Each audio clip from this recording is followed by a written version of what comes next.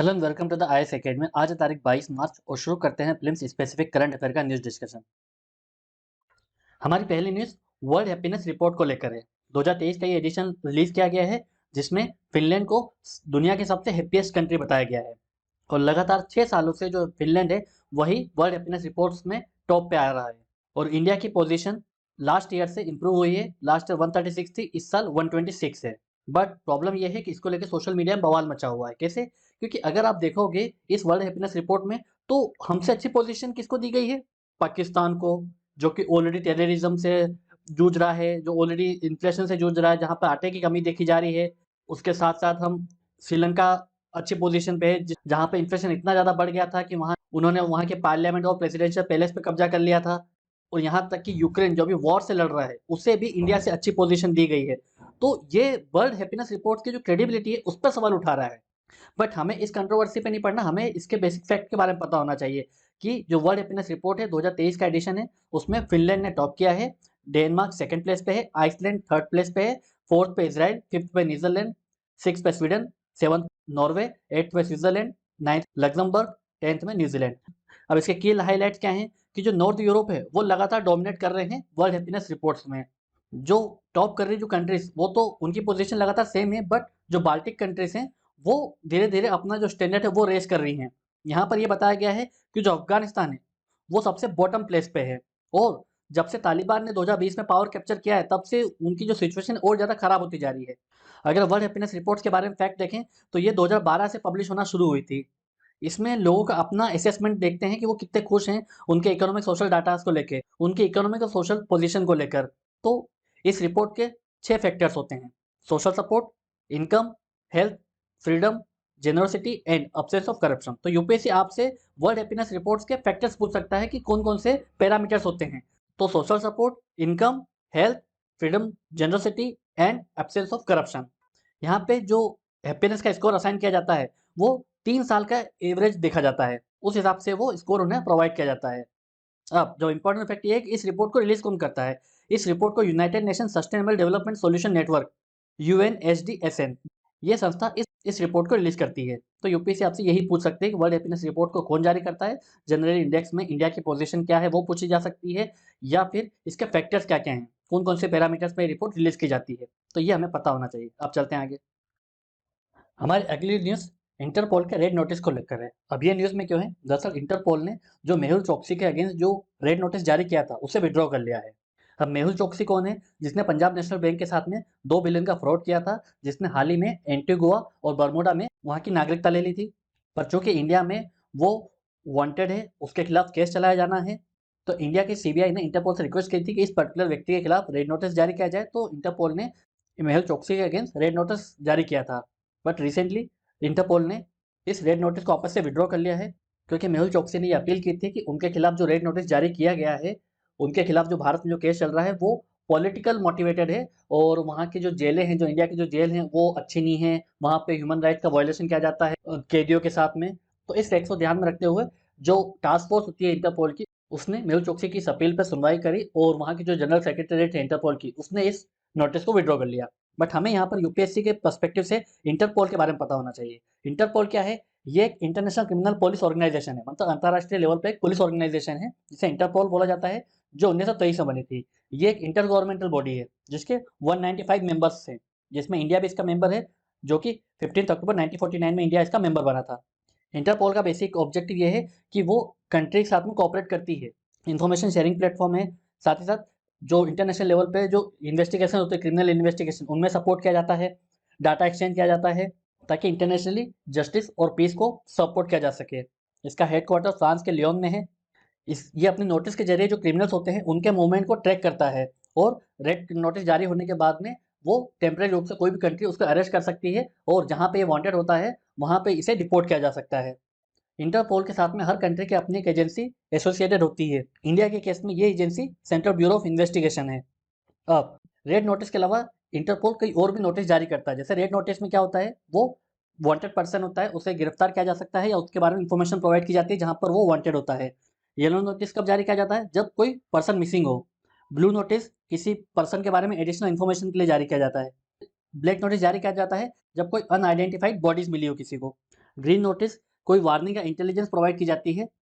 Orange notice में कोई threat होता है तो उसके बारे में पहले से बताया जाता है। पर्पल नोटिस में कोई अगर केस हुआ है, कोई क्राइम होता है तो उसका मॉडस ऑपरेंडी शेयर किया जाता है पर्पल नोटिस के जरिए। तो ये सारे इंटरपोल के नोटिस हैं। यूपीएससी आपसे किसी भी नोटिस के बारे में पूछ सकती है कि ये इस पर्टिकुलर नोटिस का क्या ऑब्जेक्टिव होता है। तो ये हमें अच्छे से पता होना चाहिए क्योंकि लगातार न्यूज़ में रहता है इंटरपोल का रेड नोटिस। अब चलते हैं आगे। हमारी अगली न्यूज़ शुगर एक्सपोर्ट को लेकर है। अब ये न्यूज़ में क्यों है? दरअसल हाल ही में इंडिया वर्ल्ड का second largest sugar exporting nation बना है। टॉप पे कौन है? ब्राज़ील।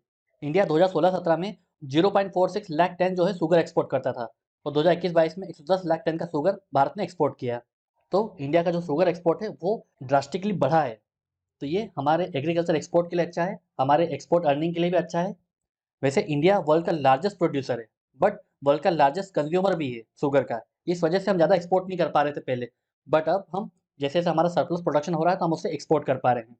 जो शुगर इंडस्ट्री है भारत की, वो हमारे देश की second largest agro based industry है आफ्टर कॉटन।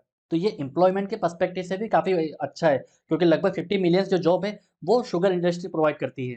तो इस वजह से काफ़ी इंपॉर्टेंट है। अब आपसे ये पूछा जा सकता है कि क्यों इंडिया का एक्सपोर्ट सडनली इंक्रीज हुआ है? तो इसके कई फैक्टर हैं। पहला है सीजनल एडवांटेज। दरअसल जो इंडिया का जो क्रशिंग सीजन है, जहाँ पर जो मिल्स में जो शुगर केन को क्रश किया जाता है वो अक्टूबर से लेकर अप्रैल तक होता है। तो यहाँ से हमें जो रॉ शुगर है वो मिलना शुरू हो जाता है। बट ये ब्राज़ील का ऑफ सीज़न होता है क्योंकि ब्राज़ील की जो मिल्स है वो अप्रैल से नवंबर में ऑपरेट करती हैं। तो ये भी ब्राज़ील का ऑफ सीज़न है। तो ऑब्वियस सी बात है जो इंडिया का जो शुगर है उसकी डिमांड ज़्यादा है मार्केट में। इसके बाद में फ्रेट कॉस्ट सेविंग। अब इंडिया की जो लोकेशन है वो ऐसी जगह है जहाँ से वो सऊदी अरेबिया जो बड़ी-बड़ी इकोनॉमीज़ है उन्हें शुगर प्रोवाइड कर सकता है लेस कॉस्ट में। क्योंकि अगर ब्राज़ील से मंगाएँगे तो उनको दूर पड़ेगा।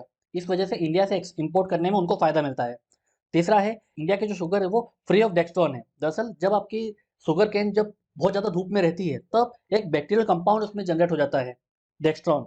बट इंडिया का शुगर केन में क्या है कि 12-24 घंटे के अंदर ही हार्वेस्ट कर लिया जाता है। तो इसी वजह से जो डेक्स्ट्रॉन है वो नहीं आ पाता है। और फोर्थ है इंडिया के शुगर केन में जो सुक्रोज प्रेजेंट है वो उसका परसेंटेज काफ़ी ज़्यादा है।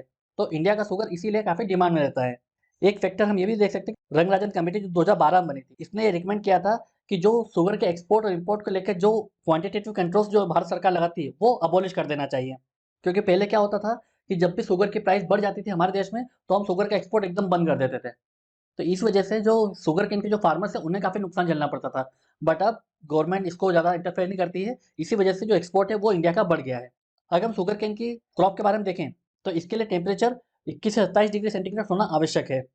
मतलब हॉट एंड ह्यूमिड क्लाइमेट इसको चाहिए। रेनफॉल कितना चाहिए शुगर केन को? 75 से 100 सेंटीमीटर के आसपास। इसके लिए डीप रिच लोमी सॉइल की रिक्वायरमेंट होती है। हमारे देश में top sugar cane producing states कौन है? महाराष्ट्र, उत्तर प्रदेश, कर्नाटका। मतलब जो नॉर्दर्न बेल्ट है वहाँ पर उत्तर प्रदेश, बिहार, हरियाणा, पंजाब में होता है और जो सदर्न बेल्ट है वहाँ पर महाराष्ट्र, कर्नाटका, तमिलनाडु और आंध्र प्रदेश में शुगर होती है। यहाँ पर इंपॉर्टेंट डिफरेंस ये है, यहाँ पे जो साउथ इंडिया का जो ट्रॉपिकल क्लाइमेट है उस वजह से इंडिया का जो साउथ इंडिया का जो शुगर है उसमें जो सुक्रोज प्रेजेंट है वो ज़्यादा होता है। मतलब वहाँ की जो शुगर केन जो यील्ड होती है वो कंपेयर टू नॉर्थ ज़्यादा होती है। इसी फैक्ट पे यूपीएससी ने क्वेश्चन भी पूछा था, तो इसलिए हमें ये फैक्ट पता होना चाहिए। अगर हम वर्ल्ड वाइड देखें तो सबसे ज़्यादा शुगर इंडिया में, उसके बाद ब्राज़ील, थाईलैंड, चाइना और यूनाइटेड स्टेट में भी शुगर केन होती है। तो ये पूरी न्यूज़ हो गई हमारे शुगर को लेकर। यूपीएससी कहीं से भी आपसे सवाल पूछ सकती है। अब चलते हैं आगे। हमारी अगली न्यूज़ सिटी फाइनेंस रैंकिंग को लेकर है। अब ये न्यूज़ में क्या है? दरअसल जो सिटी फाइनेंस रैंकिंग है 2022 उसका उसके लिए जो पोर्टल बनाया गया है वो लाइव कर दिया गया है। किसके द्वारा? Ministry of housing and urban affairs के द्वारा। तो इस मिनिस्ट्री ने इस पोर्टल को बनाया है ताकि जो अर्बन लोकल बॉडीज़ हैं उनके बीच में जो रैंकिंग होनी है वो इस पोर्टल के माध्यम से की जाएगी। बट हमें यहाँ पर सिटी फाइनेंस रैंकिंग के बारे में पता होना चाहिए क्योंकि यूपीएससी आपसे इस पर पूछ सकती है। तो सिटी फाइनेंसिंग रैंकिंग क्या है? तो इसमें जो अर्बन लोकल बॉडीज़ हैं उनके बीच में एक टाइप का कंपटीशन होता है ताकि उनको इंकरेज किया जा सके कि वो अपने फाइनेंशियल हेल्थ को सुधारें, उसमें इंप्रूवमेंट लेके आएँ और उनके रैंकिंग के हिसाब से जो मिनिस्ट्री है फिर उन्हें रिवॉर्ड देती है। अब इस रैंकिंग के लिए पैरामीटर्स क्या होते हैं?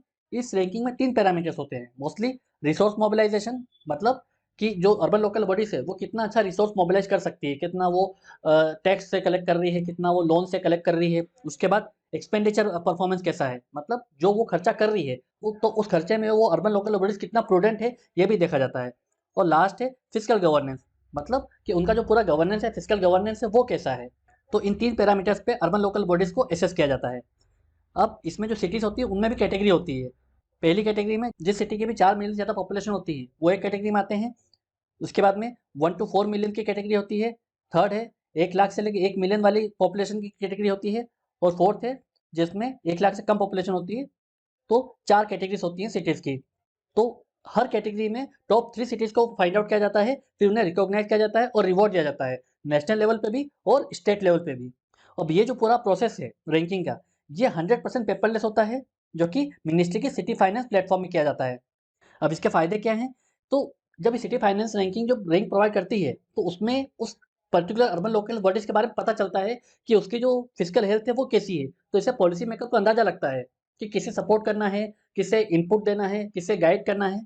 तो ये हमारे अर्बन लोकल बॉडी के गवर्नेंस के लिए काफ़ी अच्छा है।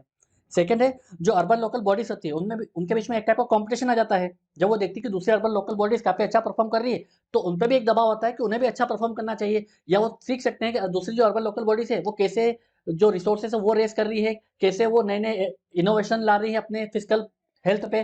तो इससे दूसरी अर्बन लोकल बॉडीज भी सीखती हैं और अच्छा गवर्नेंस प्रोवाइड करने की कोशिश करती हैं। तो ओवरऑल काफ़ी अच्छा है। तो हमें बस इतना याद रखना है कि सिटी फाइनेंस रैंकिंग क्या है, इसे कौन इम्प्लीमेंट करता है, और इसके बेसिक पैरामीटर्स और कैटेगरीज क्या हैं। तो यूपीएससी आपसे इस पर क्वेश्चन पूछ सकती है, तो हमें पता होना चाहिए। अब चलते हैं आगे। अब एक प्रीवियस ईयर क्वेश्चन देख लेते हैं जो यूपीएससी ने 2012 के प्लेन से पूछा था। In India, in the overall index of industrial production IIP, the indices of 8 core industries have combined weight of 37.90%. Which of the following is the among those 8 core industry?